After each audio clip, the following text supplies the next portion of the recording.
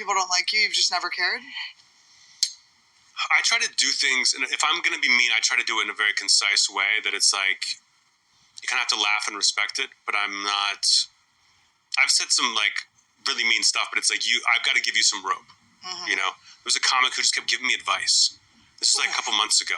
Just kept being like, oh, you should do this as a podcast, you should do this. And I'm like, trying to be polite for as long as I can. And finally, I'm like, if I need any more career advice, I'll let you know. And the room laughed, and the guy was like, "Oh yeah, you're right. I'm sorry." And everyone was like, "That was really funny." I'm like, I wasn't trying to be mean, but he like didn't give me any choice. Yeah.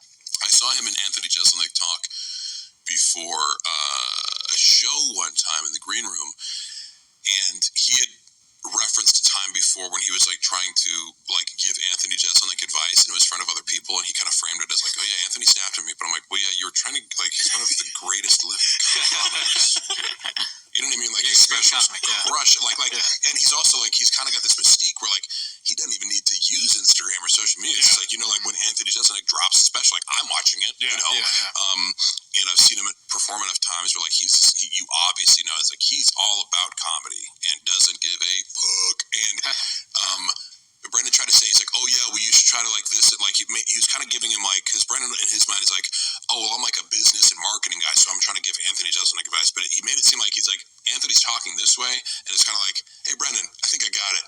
Like he like gives him like he says that and like winks at him. I'm like, that was Anthony Jeselnik's way of being like, hey, you fucking idiot, don't ever talk to me about anything relating my career.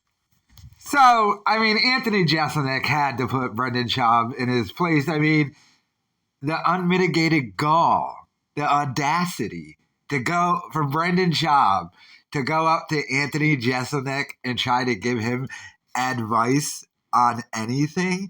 And by the way, this wasn't that long ago, so this is well after Brendan Schaub's career was completely over, by the way. After, you know, he couldn't sell any tickets and nobody watches his podcast. This wasn't that long ago that this happened. So, I mean, but to go up to Jeselnik and be like, hey, Anthony, guy who sells out theaters and has hit specials, and let me give you advice, but that's just what, you know, Bappa does. He just goes. And Mark Harley revealing that, yeah, the Jeselnik was talking about Schaub, in which we all kind of knew that, because what other comedian would go up to Anthony Jeselnik, who's under him, and try and give him advice other than Brendan Schaub? The man truly is just sad and pathetic. Let me know your thoughts in the comments.